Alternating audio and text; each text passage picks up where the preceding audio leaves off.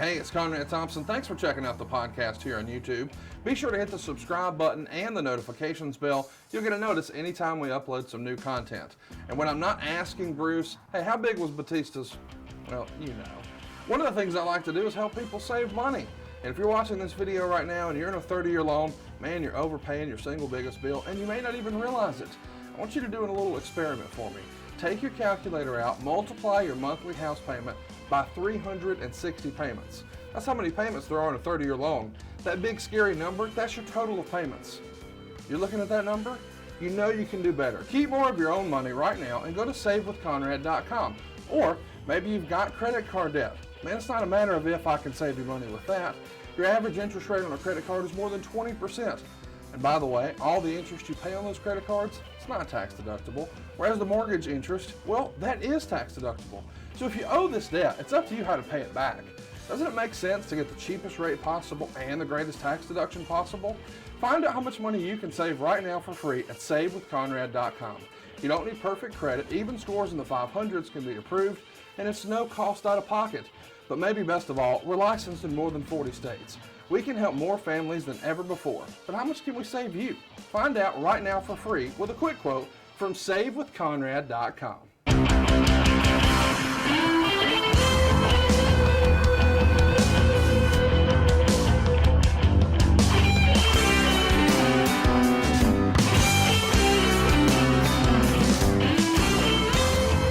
Hello, this is Paul Bromwell, and you're listening to Arn. And I'm joined by the Hall of Famer, the founder of the Four Horsemen, the creator of the Spinebuster. Yeah, he's putting spines to the pine. He's double A. He's the enforcer. He's Arn Anderson. Arn, how you doing this week? Well, I'm adjusting some attitudes. That's what I'm doing. Okay. And the real me has come out of hibernation. So let me just, without overselling it, just times are changing. AEW, guys, it's fixing to heat up. Well, buddy, I can feel the intensity coming through that camera right now. So You bet. all right, well, Arn, we mentioned it on last week's episode.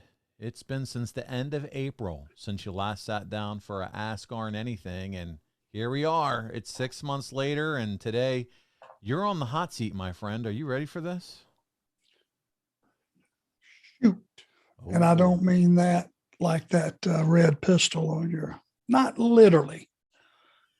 Shoot seems to be the perfect phrase for you at this point, Arn. So At this point in time, yes. let's do it. Here we go. We're getting right into the questions, and we're going to start with Coach Rosie. We're all familiar with Coach over at Ad Free Shows. He says, Arn, what's the attraction to Carrera sunglasses? I wear them still today in your honor. The thing I liked about them is they were durable. You could, when you're wearing them to the beach and you're wearing them, traveling and you name it, those things would get knocked off my face. I don't know how many times in the course of a day. And they were just durable. They were, and I thought they looked good. They do look good. I was going to say, Arn, nobody looked damn fine like you did in those sunglasses, buddy. You made the sunglasses.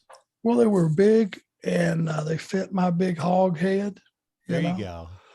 That's the main thing, getting something that would fit my head. And I found them and loved them. Oh, that's good. That's good. Adam Arpin is up next. I'm going to go try to move quick because I want to get as many of these guys' questions in as we can. Do you feel Wyndham Rotunda, otherwise known as Bray Wyatt, would be better served staying in wrestling, or could he successfully transition to Hollywood into the horror scene like Rob Zombie did? What do you think? You think he should continue to try to stay in wrestling, or maybe make Hollywood his next destination? Well, I get a feeling wrestling is his passion. I don't know about acting, maybe, but I don't think that's something that is on his forefront. Now he has a new family and new kids and kind of starting over with the raising of the kids. And I'm sure that's taken a lot of his time and efforts. So he's got a lot of irons in the fire. I know this. He did an incredible job developing Bray Wyatt as a character. And if you can achieve something to the level that he has, there's probably nothing out there that he can't do if he decides he wants to. There you go. Lindsay's up next, and she says, Arn, my mom is the one responsible for introducing me to wrestling. She wanted to know if you had any good Mad Dog, Buzz Sawyer, or Tommy Rich stories. Well, the best thing I can tell those guys about Tommy Rich and Buzz Sawyer is they had a feud for the ages, and I think it was around 1983, 84. And man, it was Georgia Championship Wrestling. Ole was the boss. Jim Barnett was, an owner as well as Ole. And headlining every card every night was Buzz Sawyer and Tommy Rich, and they beat the ever-loving piss out of each other. They would probably tell you the best they were in their entire careers when they were fighting each other. That would be my guess. So, sometimes you didn't have to love a guy, you didn't have to even like a guy, but sometimes there was just some underlying current that brought the best out of you and the best out of them. And that was the case with those guys. All right, we're going to move on to Amy. She says, Arn, I was wondering if you ever took your family with you on the road using the occasion to have a family vacation. You better believe it. Every chance I got. If we were in Florida and we're going to be there more than a day or two or a couple days, you bet I'd take them with me. And of course, WrestleMania week for all those years, that was a no-brainer because, we were in the same town for, better part of a week, I guess. And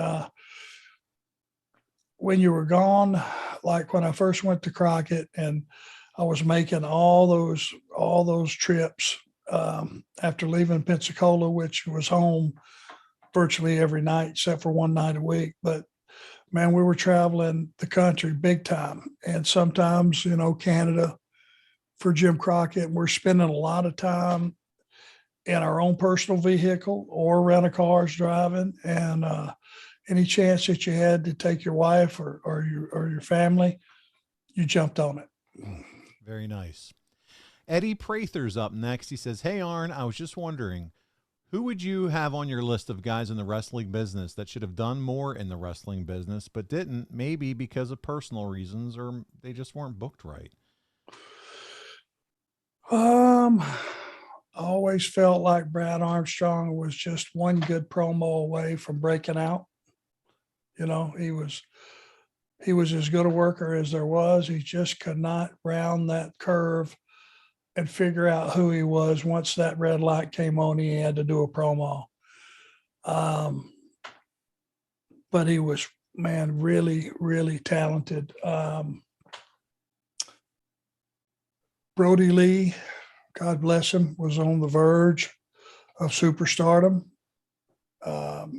When he was with the Wyatts, if you knew what you were looking at, man, that guy made everything fly in that group. He was the excitement guy. And I can't say enough good things about him. It's incredible. Those two names come to mind right off the top. Let's just go with that. Okay. Armchair Booking Wrestling Podcast says, you mentioned egging on the large Navy population when you'd be in Norfolk.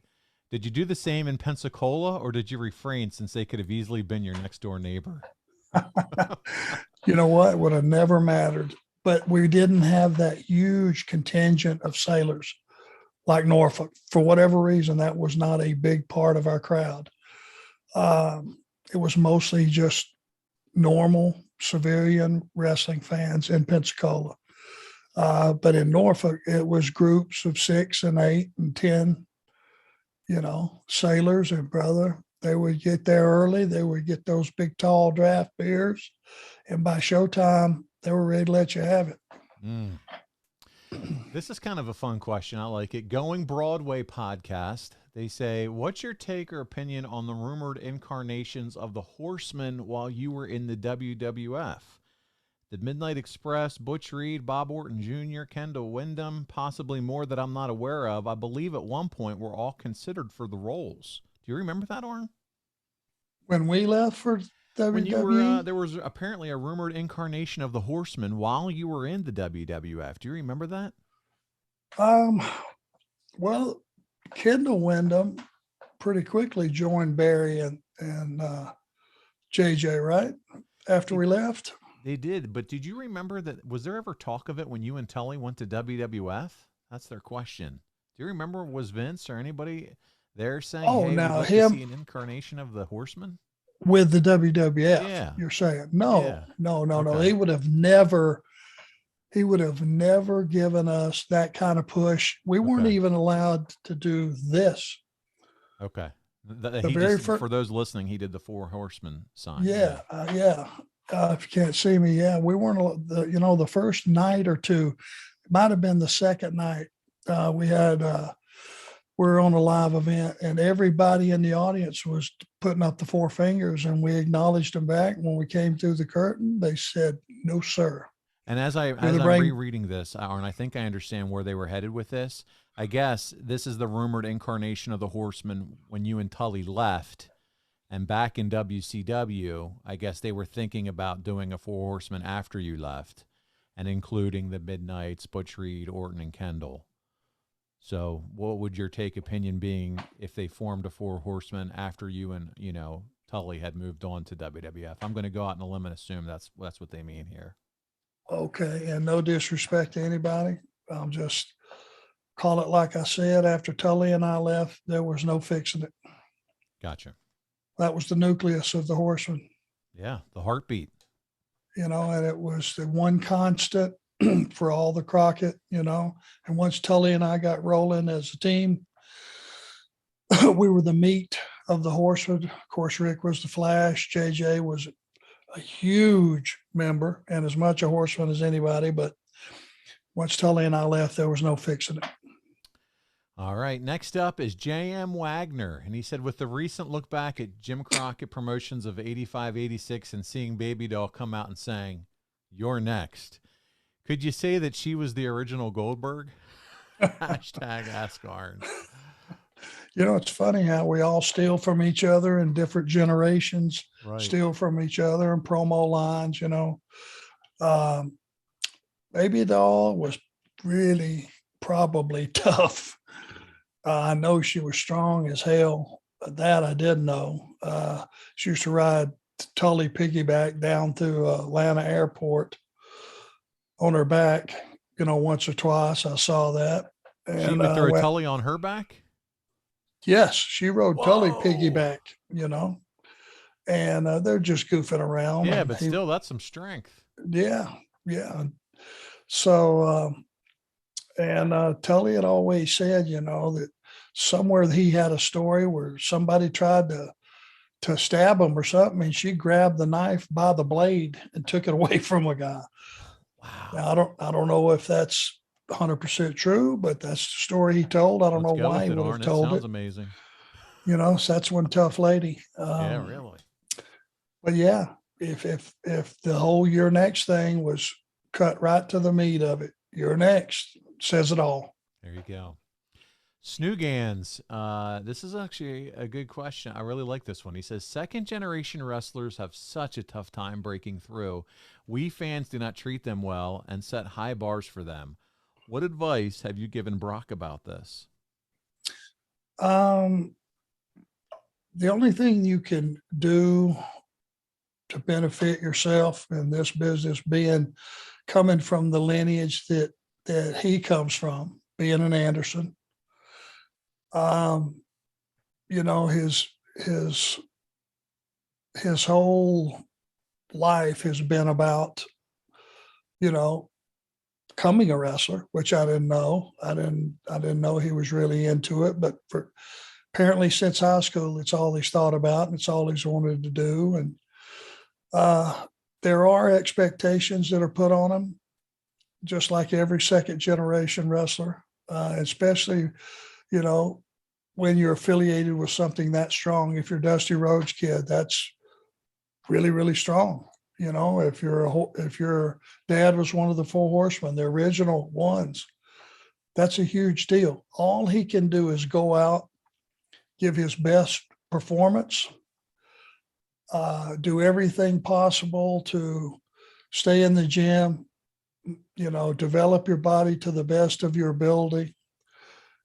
When you go through that curtain, give that audience everything you can, and, you know, be judged on who you are. And if anybody, you know, self-admitted, you know, a lot of the audience, they're always going to say, hey, you're not as good as your dad and all that. Well, Brock is his own person. All Brock needs to worry about is being the best Brock he can be. And if he does that and he's respectful to the audience, he's respectful to his opponents, to his company, and to the business in general, that's all he can really do. When you started to answer that question, Arn, you mentioned that you didn't know that when he was in high school, that's all he was kind of thinking about. Walk us through the moment when he finally says, Dad, can I talk to you? He sits you down, tells you, this is what I want to do. What's your immediate reaction? And when do you have that conversation that says, oh, by the way, I want to talk to you as a father that loves you and tells you this isn't just any other guy getting in the business here, and the Anderson name and all that. Well, our first conversation was, there was never a time when he was growing up until about the 10th grade. And he started wrestling amateur at high school in the 9th grade, obviously. And I saw that he enjoyed that. And if you enjoy high school wrestling, there's something wrong with you. Because, buddy, they starve you to death. And then you get in that hot field house and they wrestle you to death. And you go home and you can't eat because you're dropping weight. Amateur wrestling is hard, buddy. It's very difficult. He must have been about in the 10th grade, and we were sitting there watching TV or something. And I think we might have been watching a wrestling show, or maybe we weren't. And he just brought up a question. Hey, I either read this or I saw this or I heard about this. What do you think, Dad? And I went, but it was a wrestling related question. First one ever. And out of nowhere, we were probably watching baseball or football or whatever season it was. You know, we're a sports family here and we love sports. So, but it just came out of the blue. And I said, what makes you ask? And he said, well, you know, I've been reading everything I can or watching everything I can. And, you know, I'd like to give it a try. Oh, yeah. Well, I never discouraged him or his brother or encouraged him one way or the other, because it is very difficult business. And I said, okay. So you would like to give it a try? He said, I would. I said, okay. So I tell you what, you finish high school and then you get a college degree. And when you graduate college, I'll help you every way I can if you're still inclined. He said, that's a deal, because I knew if he graduated high school, and a lot of guys start that young, believe it or not, Paul, you know, they start younger and younger. I knew if he stepped in a ring, he would never go finish college. So I waited till he got his degree from ECU, and we started training probably a month after that. And he had about a year. And before I brought him around. I get it. It's a wrestling podcast, but he's saving us money on our mortgage. Do you really trust this process? The reviews don't lie. 5-star review after 5-star review. We make it fast, we make it easy, and it's no cost or obligation. Give us a shot to earn your business. I'm telling you, you'll be glad you did, especially if you like keeping more of your own money. You don't need perfect credit or money out of your pocket, so what are you waiting for? Hurry to savewithconrad.com.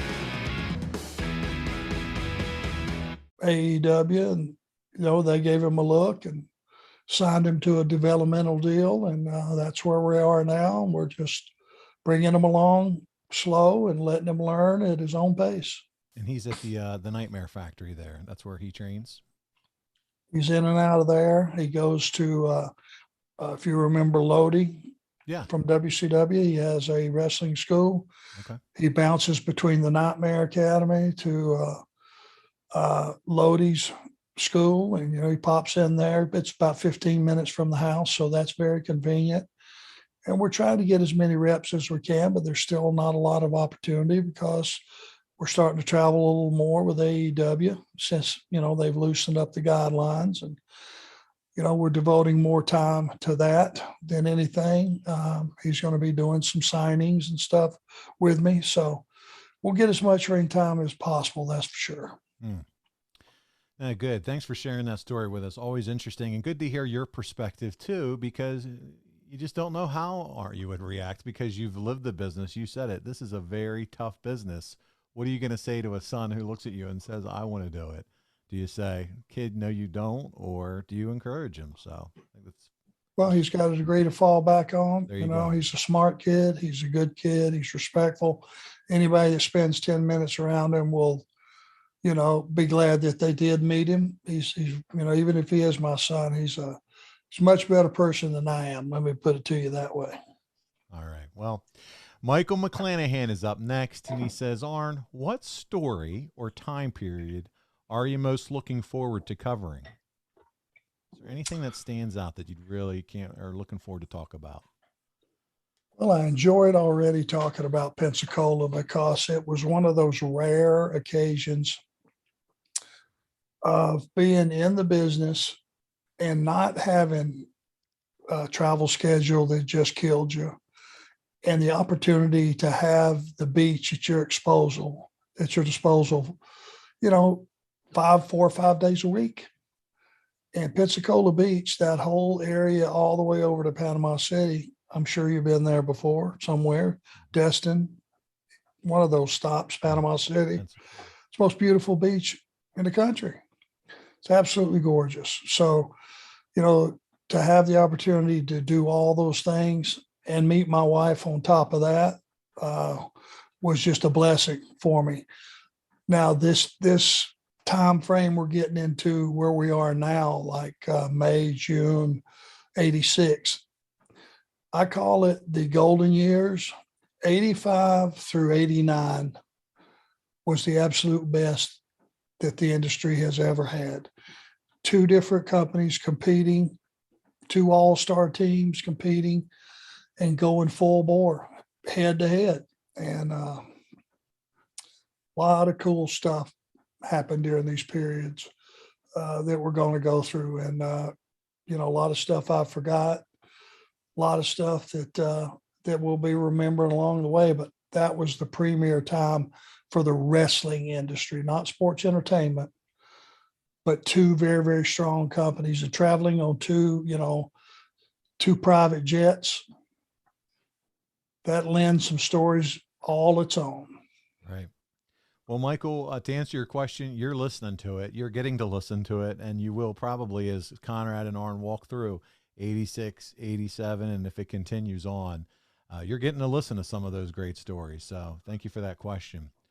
The California Dream, J.D. Shea, is up next, and he says, Arn, do you think the 20-minute time limit gimmick could work today in AEW, maybe with the TNT or the upcoming TBS titles? Yeah, it could work with the right guy, holding the championship and the right challengers. It absolutely could. That TNT championship could be the perfect, foil for that type situation, because it gets real exciting with about 18 minutes left in those 20-minute matches. If you got the right guy and you got the right challengers who got the gas tank, number 1, have the experience, number 2, and have the ability to know, hey man, that last 3 minutes, let's go for broke. There you go. And it'll still be exciting. All right. MSK7 is up next, and he says, respectable sir, which AEW stable do you think can rival the legendary Four Horsemen, if any? Thanks. I wouldn't say rival because they're totally different. I mean, you've got a ton of factions. AEW is covered up with factions. You have very few guys that are just on their own and not aligned with with somebody else. You have to look at the success right now of, starting with the champion, Omega and the Bucks and those guys. I mean, The elite, yeah. They're loaded, the elite are loaded down. I have personal favorites, FTR with Tully. They're a force any night of the week, to thump somebody. And I'm sure I'm leaving a bunch of guys out, but there's a lot of factions that kind of operate loosely. They're kind of together, but they're not, and that's fine.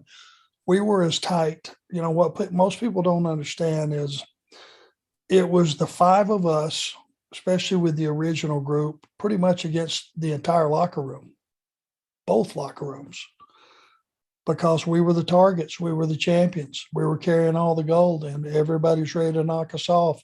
That's what sparked the Midnight Express Horseman feud, So I don't think it'll ever be a time where the goals of a particular group of guys are the betterment of the entire company. And that was what our goal was every single night. So it's just a different mentality. All right. Michael Burgett is up next, and he says, Arn, was it easier or harder to do localized promos? And was there a memorable local promo that stands out for you? Oh, they just, local promos were awesome because you got to personalize the town. You got to talk about the gym you were going to go to. You got to talk about, the hotel you were going to stay at. You couldn't talk about Baltimore without talking about Sabatino's back in the day. And I'm sure we pumped a lot of revenue into a lot of these places. People would listen, and it would give you the sense when you were listening, you were watching that TV show, and it suddenly became, when they're talking about places that you knew about, it became your show. In each town, each local promo was the same thing. You would mention other landmarks when you go to the next town and the next town, and it just made the entire show and all those promos. It just made, like, when you turned on the TV, that was our show talking about our town. And I think that did a lot for business. I think it could probably be fun to try to come up with stuff for that town. What am I going to mention about this town? Oh, yeah. And if you want to go the other way and get negative and, talk about, the anchor clankers in Norfolk, Yeah, there you go. It wasn't a question of, who I was going to knock out if they got in my way in Norfolk. It was just a question of how many, and those guys would be primed. They'd have signs. They would be giving your promo back to you. Nice. I'm right here. Come over here and knock me out. All that shit. It was great. All right. Tejas is up next, and he says, Arn, you accomplished nearly everything as a pro wrestler. In your career, what fuels you to play the role of a guide to performers in AEW? How motivated are you to continue in that role and help the talent with your vast knowledge and experience? So what fuels you to continue on, and how motivated are you to keep doing that and help the talents in AEW? If Brock were not coming along, and if Tony Khan had not, and I have to throw Cody Rhodes in there because he's been very influential in getting Brock in a position to, first of all, to come to work for the company. Thanks to Tony for hiring him, having faith in him. My goal is to get Brock settled into the crew to where he's going to be part of the crew from now on. He's earned his way. He has value. He's going to add something to the company. They're going to be glad that they hired him. Once I get him in a position like that, I've had a full career. I've done everything you could possibly do in this business. All I'm really doing now is trying to guide him and, teaching him about locker room etiquette and travel and, all the things that you need to know, double checking your travel, making sure they got it right. Don't just count on the fact that they're going to do it right because they've done it right so far. There's a lot of things in this business, planning your trips ahead, When do you need to rent a car? When are you going to fly? All that stuff that goes into the business, I want to get him comfortable with.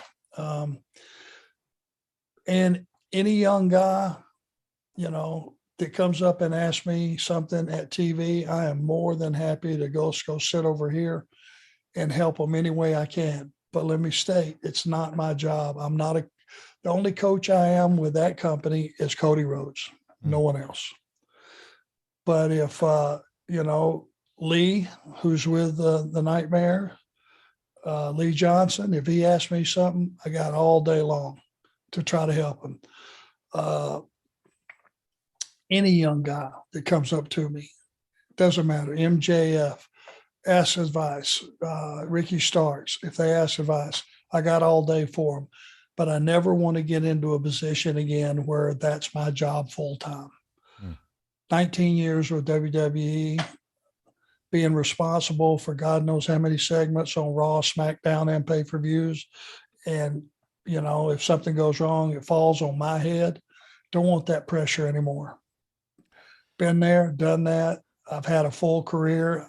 I could stay right here in this seat for the next 5 years, God willing, and never leave, and I will be just fine.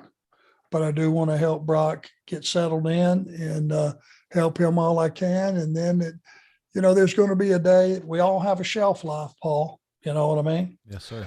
Everybody in this business or everybody in any business has a shelf life, and mine's going to run out. And when it does, I'm prepared for that. Not an issue. Hell, I'll probably start raising Pomeranians or some shit. I wouldn't mind having 20 of them running around the house. Wow. Don't say that to Aaron, okay? Yeah, right. I'm going to text her. As long as you're comfortable in that seat and your vocal cords still work, you're going to have something to do. I have a feeling. Well, very kind of you. I'm enjoying this. I'm having fun. And, I went a long time without having fun, and I've been having fun for a couple of years now. And it's good.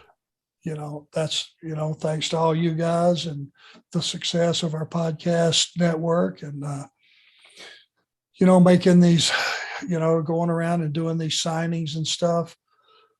I'd like to hit on that just briefly is, it's one of those situations that I was so employed full time my entire career. When I first started, I never had a break. And thank God I never had a break through injury of any length. A couple of months here to rehab my neck, a couple of times. But I've pretty much had a job the entire time. I never had a chance just to shake somebody's hand, listen to their story about the business, and just say, hey, thank you. Without you guys, without the fans, I would have never led the enchanted life that I've led, because you guys made it possible. And I just want to say thank you. And these Comic-Cons and stuff are a perfect place to do that. So that's awesome. Well, and I tell you what, and if you ever get a chance to meet Arn Anderson, he's first class, and he's a great meet and greet. Even before we knew each other doing this stuff, he didn't know Paul Bromwell from, Paul, whoever, and just great, nice guy. So definitely take an opportunity to get to say hi to Arn Anderson. Let's keep it rolling here. Ted the Hillbilly Heel says, love the show. So Tony has said during his 1986 time, he hung out with the Horsemen behind the scenes a lot. Is that a shoot or is that kayfabe? Did he really hang out with you guys or no? Yeah, he did. I mean, and mostly what it was, just so people know, it was, we stayed at the Marriott. That was our hotel of choice because they were usually centrally located, close enough to the arena or the airport, whichever accommodated us. But it was, Tony would come down to the bar. We were basically, once you get out, when you walk out of a place, remember, we're running every single night, of the week. So, I mean, you go into, walk out of the arena at 11 o'clock, 11:30 at night. If you were on last after you shower and clean up on Tuesday night, there ain't a whole hell of a lot going on. But we could go to the Marriott bar and they would accommodate us, and we'd belt back a few beverages. And Tony was always one of the ones that was welcome. David Crockett would join us when those guys were on the road. So it was a really family atmosphere. It really was. It was a very tight, Jim Crockett Promotions was a very tight company, and we looked after each other, and we enjoyed each other, and everybody was making money, and the company was making money, and it was the best of times. All right. Jeremy Priest, executive producer, is up next, and he says, do you think there's currently a star that could reach the height of a Stone Cold in current wrestling? Oh, gosh. Never say never, but it's going to take a while to build somebody, and it's going to take a company getting behind them and a sustained push, which you don't see. When was the last time you saw a guy on TV 12 weeks in a row slaughtering somebody and then rolling out and grabbing a microphone in front of a live crowd and telling them what they just saw? Right. And that's a simple formula, but that's what it takes to get to the level of a Austin or a Rock or a Hogan or Goldberg at the time, whoever these superstars are. Right now, Roman Reigns is enjoying a lot of success, but he's had a sustained push for a long, long time. We tend with AEW, we tend to try to get as many talents exposed on television as possible, bring a lot of these young kids along. I think when you have a strength of a character like an Austin, there'll never be another Austin. There'll never be another Rock. There'll never be another Hogan. There'll never be another Dusty or Flair or whoever it may be. There'll never be another Undertaker. So I would just say that there are going to be some talent that are going to rise above everyone else and get over. And I can't wait, but we just have to realize that the business has changed, and you just can't direct that much focus, I don't think, on any one person. It'll be in today's time. Unique way is what you're saying, not necessarily a carbon copy. So. Yes. Yeah. All right. Fernando Diaz is up next. Arnie says, at this point, we've all seen Arn's recent promo on Dynamite. My question is, how many times has Arn pulled the Glock on someone? Okay. It was coming. You knew it was coming, Arn. Yes. That was meant to be a metaphor and to let everyone know that I am through being a victim. Right. I've had enough, and I am not a victim. I am a predator. I just used a very extreme example. I don't carry a gun. I have never carried a gun on my person. Let me put it to you that way. So it was meant to be what it was. And I think the shock value was the spilling of the brains, painting the sidewalk with the brains. I think it's what probably had everybody go, whoa, okay, all right. But it did, and 99% of everything I read or saw, understood. People got it. Don't take it literally. Yeah. People got it. Yeah. I tell you what, so what he's saying is if you pull up and if you're driving around Charlotte and you see Arn Anderson in the car beside you, it's okay. There's nothing to be afraid of. He's fine. If you cut him off by accident, nothing's going to happen. You're fine, is what Arn's trying to say. But I would still suggest don't jerk my door open and say you're going to take my car. Don't get any ideas, buddy. Yeah, let's just say guns are not part of my everyday thought process or life, but I do agree that sometimes you have to protect what's yours. If you thought a spine to the pine hurt, you ought to see one to the pavement. All right, pal? So there you go. Yeah, a car door getting opened with some torque behind it right on your kneecaps, that'll probably change your afternoon around a little bit. I like it. Drew Landry is up next. He says, please put the debate to rest, Arn. Was Jeff Jarrett, that's right, our ad-free show's buddy, was he officially a horseman? No. Wasn't a horseman until I said he was a horseman. And somehow Flair thought he could just bum rush that in and make that pass. always remember Rick was the leader of the Horsemen because I let Rick be the leader of the Horsemen. Oh, love it.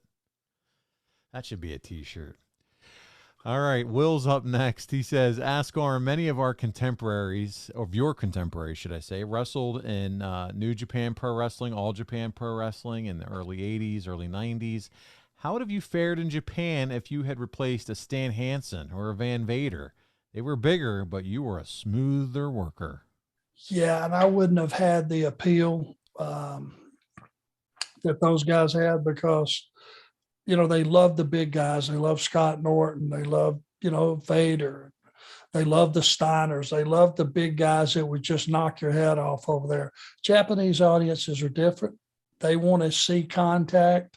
They want to see guys with their nose busted.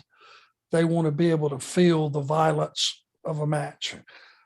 I was more of a technical wrestler. I could certainly use cheap shots to my advantage when I had to, but I wasn't that big, overpowering heel like those guys.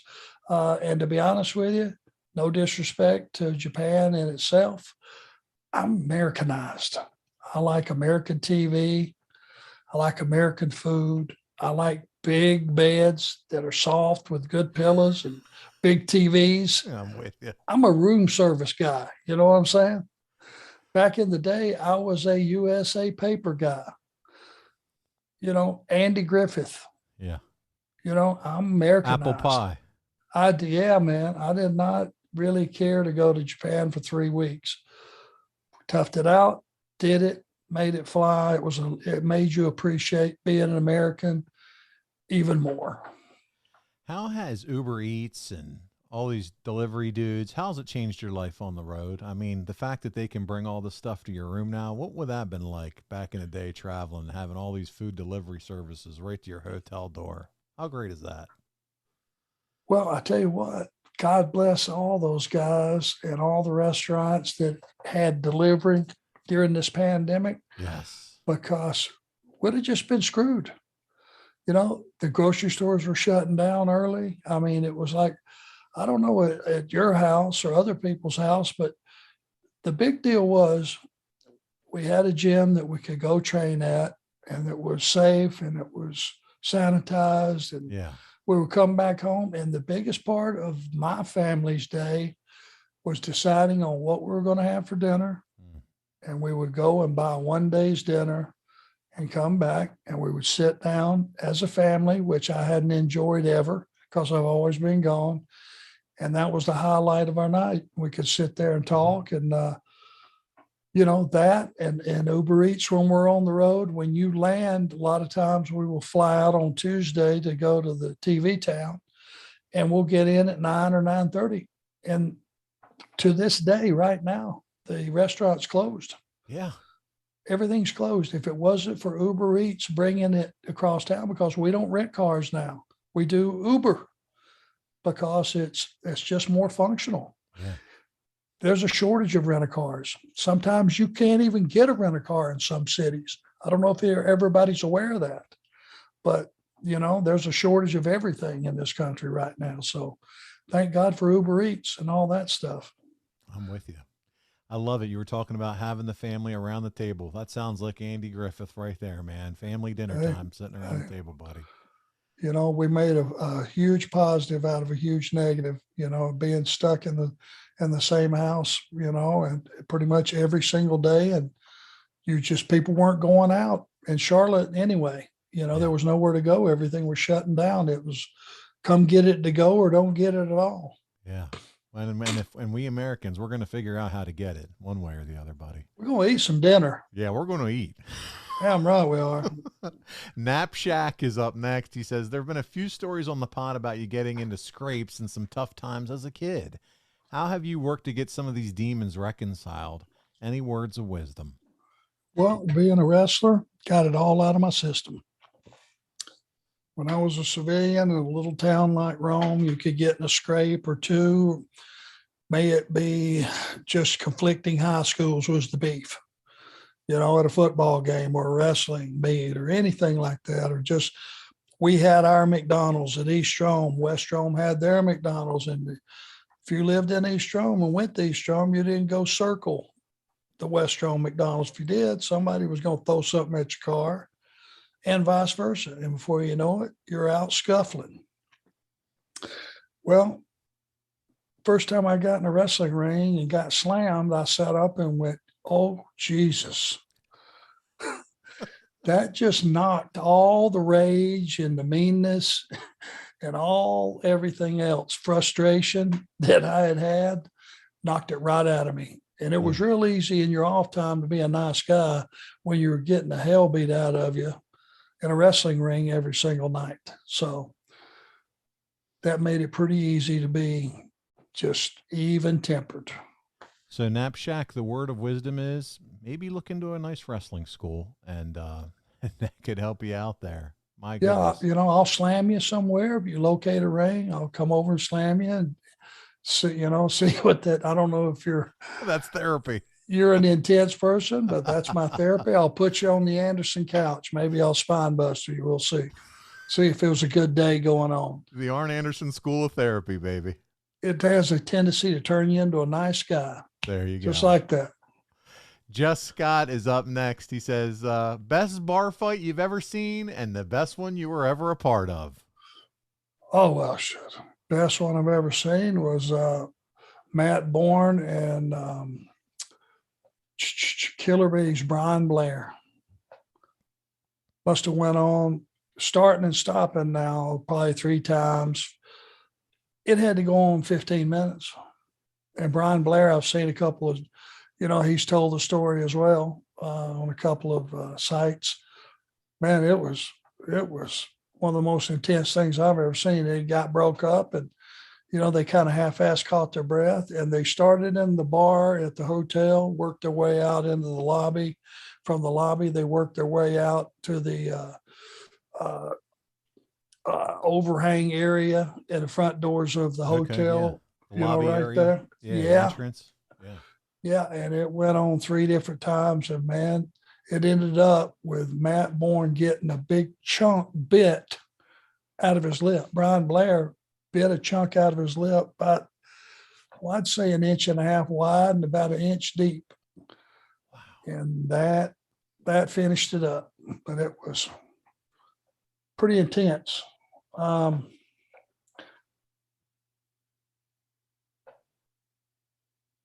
I got in a couple of little scrapes, but nothing where anybody really got hurt bad. I had a little go with Bourne, and I had a little go in the ring with Buzz Sawyer, but nothing where anybody got hurt. I hate the guys getting into a fight in our business because we're so close knit in the fact that I'm going to give you my body and you give me yours, and I'm going to return you back to your family safely. And if there's a beef between 2 guys, it makes it almost impossible for a period of time for them to work together. You can't trust them. So you're going to take a liberty, and it immediately splits a locker room because one guy's going to have guys that like them. The other guy's going to have friends that like them. So now you've got this tense situation. So I tried to avoid those as much as possible. Sure. Makes sense to me, Arn. Loop Hernandez is up next, and he said, Arn, did your earlier encounter with Andre the Giant, along with building credibility in the Horsemen with Ric Flair, did all that help you and Tully adapt to the WWE and the good graces of Andre? I don't know if Andre would have even remembered, because I wrestled in a handicap match, Jerry Stubbs and I, when I worked for Continental. Okay.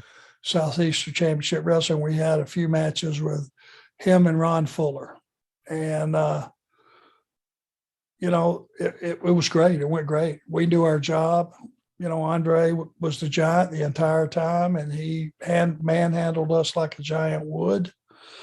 I don't think he would have even remembered that when we got to the WWF, but, I'd never had a beef with anybody that worked there, so I had no issues with anybody working.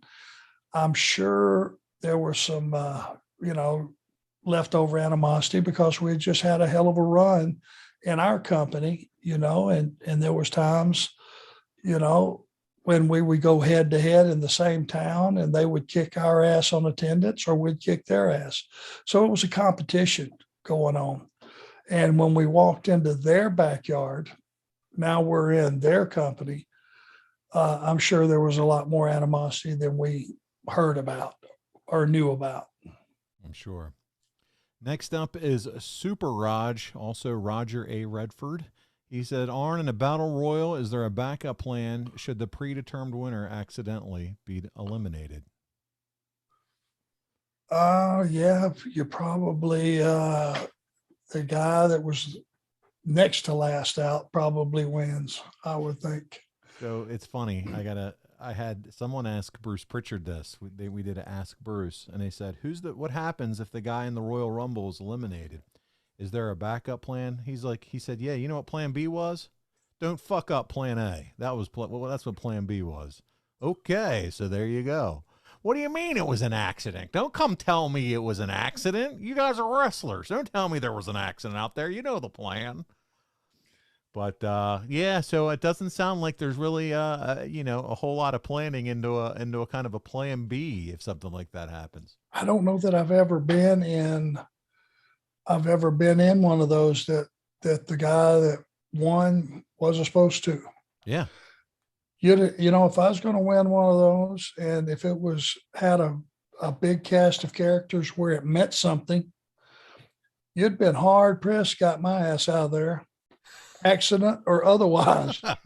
Some of these guys are crazy. They'll flip over and dangle and have their foot just dangle off the floor. And I'm like, man. Well, if they push the envelope and then they accidentally, their hand slips off the top rope, they hit the floor. They just went way too far. The risk versus reward should have kicked in and said, I'm not going to push it. I'm going to push the envelope like that.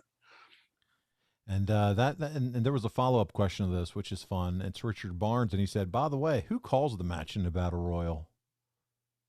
Nobody. You just fight and pick a spot to safely get out. Okay. Roughly your order.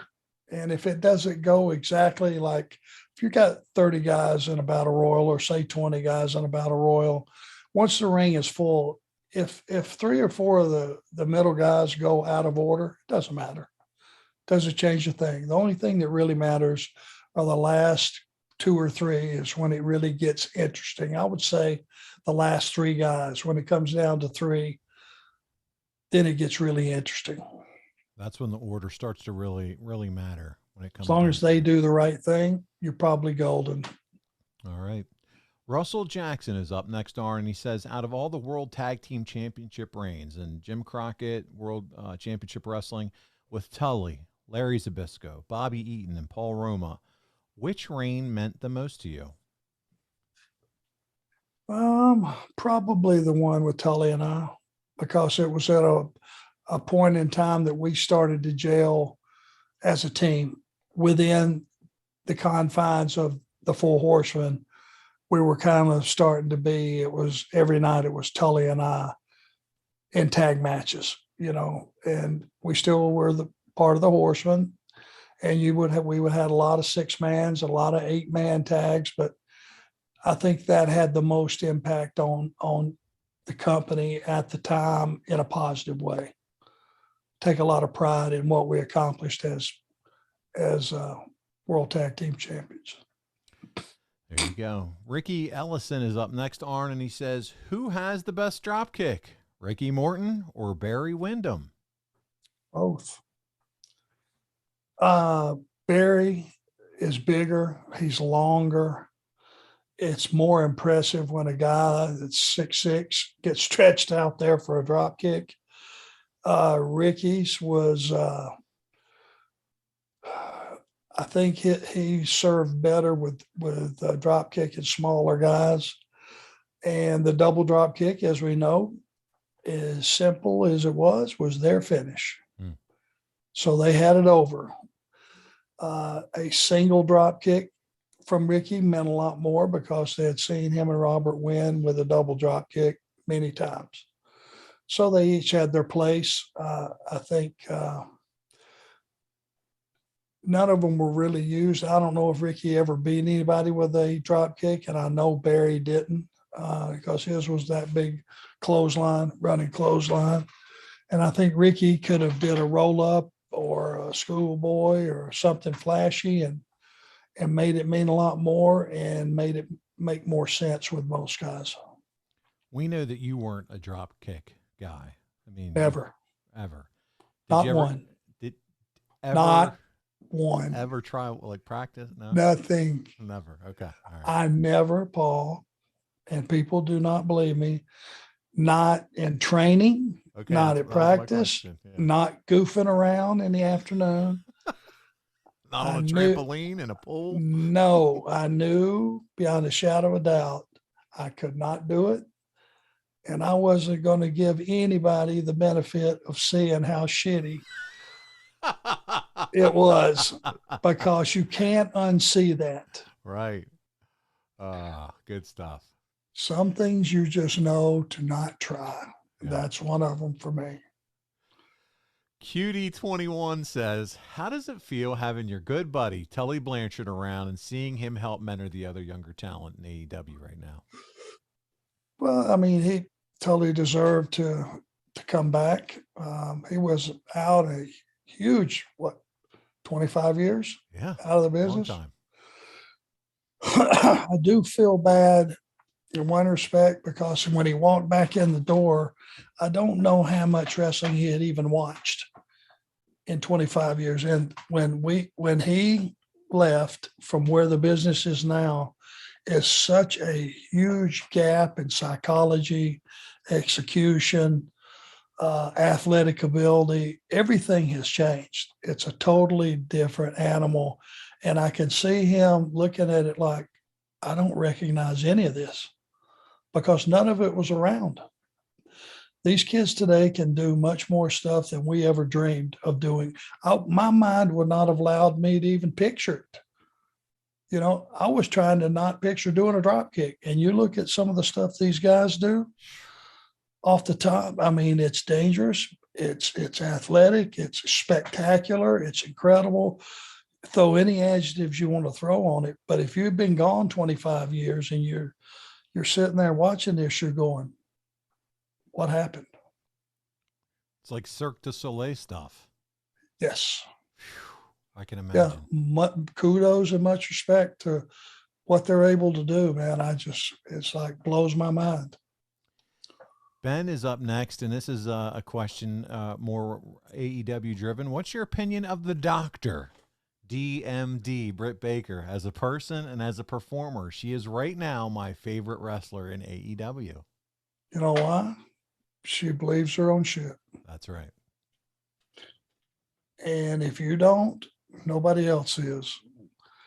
And she's cocky, and she looks like a champion. She carries herself like a champion. You know, she has that air about her that, you know, when you just see her walking down the hall, you just go, I bet she believes her own shit, and she does. And I think athletically, she's had enough experience now that she's really picking it up, and she knows her job. And when you think champion and you see her with that championship, you know that she believes everything she's doing. The California Dream, JD Shea, is back on, and he says in a lot of the promos, instead of Manny, you would say Manuel or Samuel instead of Sam. Was there a reasoning for that? Is that heat? It's me being a smart ass and mispronouncing their name, calling them something different, but still close enough that you knew who I was talking about. There you go. And I was just learning my way. I was trying cheap shit, you know, back then. I was trying to feel my way into what was going to be the proper promo for me, I guess. We're throwing it back to old school again on Ledmar007. He said, if J.J. Dillon was not the manager of the Horsemen, who could have taken that spot? This could include an outside of wrestling personality. Anybody that comes to your mind that could have fulfilled that J.J. Dillon role for the Horsemen? Bobby Heenan.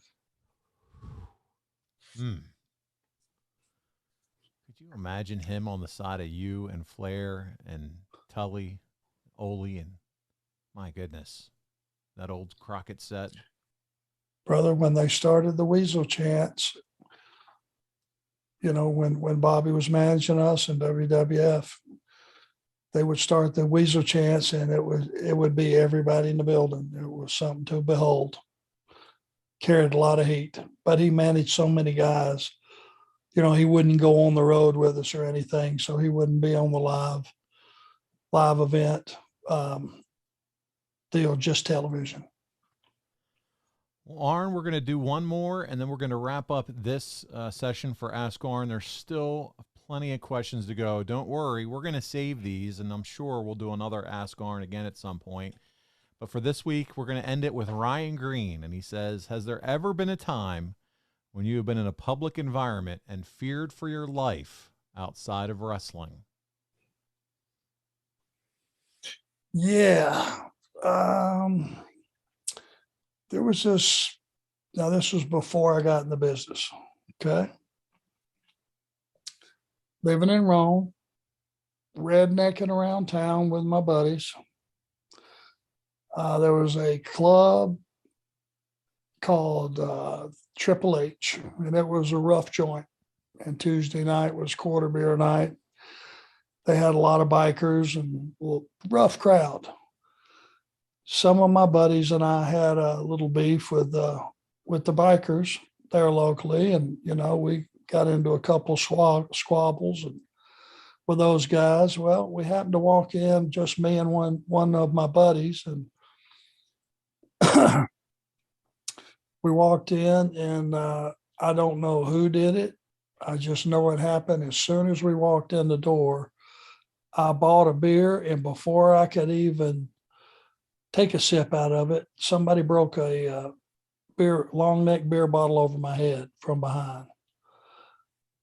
And it kind of knocked me a little bit goofy, but I just heard my friend say, they're in here. We got to get out of here.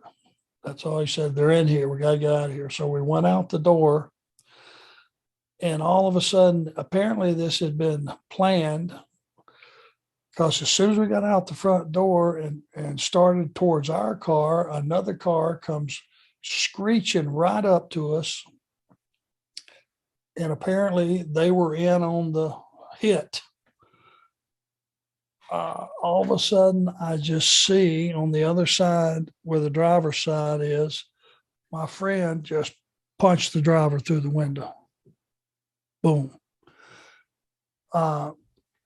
So when he did, all of a sudden, I'm watching this, and I've got the door jammed shut, so this guy can't get out. And all of a sudden, I see my buddy take off running. Now it goes from bang to he takes off running, and the guy steps out of the driver's side and goes right across the top of the car. Looked like to be a 45, and went boom. That could only have been 6 feet, right? How he missed me, I have no idea. But my buddy's running now down the parking lot, and it's bang, bang, bang, bang, bang, bang, click. He emptied the gun. All he would have had to have done, because I hit the deck and crawled up under the car. All he had to done was walk around the car and just drop down on the knee, and I was stuck. Let my family save your family some cash. You don't need perfect credit. You don't need money out of your pocket, but we will save you money. It's not a matter if, it's a matter of how much. SaveWithConrad.com. I thought I was going to die that night. And thank God I heard the click. I rolled out from under it, took off to the car. My buddy had it cranked, and we got the hell out of there. How he missed me across the width of that vehicle, I'll never know. Who in the world were these guys? Just local biker group. Wow. And we were always getting it into. There was two clubs. There was the Triple H on one side, and there was the pub on the other side. And the college kids would go to the pub Thursday night, I think, was their quarter beer night. Tuesday night was the one right across the street. It was just a rougher joint, but hey, it was open to the public. So me and my buddies were rednecks. We just, they weren't going to keep us out of there. Well, they did. They figured out a way to keep us out of there. But it was some rough times in Rome, Georgia. And you never went back, I'm sure, after that experience. Oh, sure we did. Oh, okay. All right. Good for you. When you're young, you're stupid, and you think you're indestructible. Really foolish. Not right away. Let me put it to you that way. I'm starting to understand where this enforcer name really comes from here as I talk to you, Arn. Yeah, it was defend thyself. There you go. About every time you went out of the house. In a little town like that, all you had to do was win a couple of fights, and now everybody wanted to try you. Well, guys, that's wrapping us up for this week. He's the Predator. I'm Paul. Next week, Arn is back to the regular weekly program. It's June 1986. Jim Crockett Promotions. Ole returns, and the Horsemen continue to run roughshod as we're marching through the Great American Bash. But, man, this has been a lot of fun today. Did you enjoy this Ask Arn Anything? Absolutely. Thanks for all the great questions, guys. I'm operating off memory, so hope we got them all answered. Oh, it was great. I had a lot of fun doing it, Arn, and I'm sure we'll be back with more. There's still plenty of questions to go. And by the way, for all of you that are enjoying all this good stuff with Arn, there's more, even more Arn content. We did a bonus show this month. We're talking through Arn's match with Dustin Rhodes. We thought it was appropriate with what's going on with Cody right now, and it's Halloween time. It's from Halloween Havoc, and we break that down together and answer some ad-free show members' questions. Be a part of the community. Find out what's going on over there. Conrad, as he mentioned on Arn Show a few weeks ago, just did a big-time interview with Jarrett. That's available over there. Plus, you get to interact with JR, Tony Schiavone, Jeff Jarrett, and so many others. Get all 7 podcasts early, ad-free, and on video. If you've been listening to the show, you know it's clip heavy, and all those clips are on video as well. So it's a great deal. Make sure you check it out, and you get tons of awesome content. You can find Arn over at YouTube. And by the way, subscribe. This helps him out. This directly impacts Arn and his family. So go to Arn Show on YouTube.com and subscribe. You can find all kinds of great clips over there.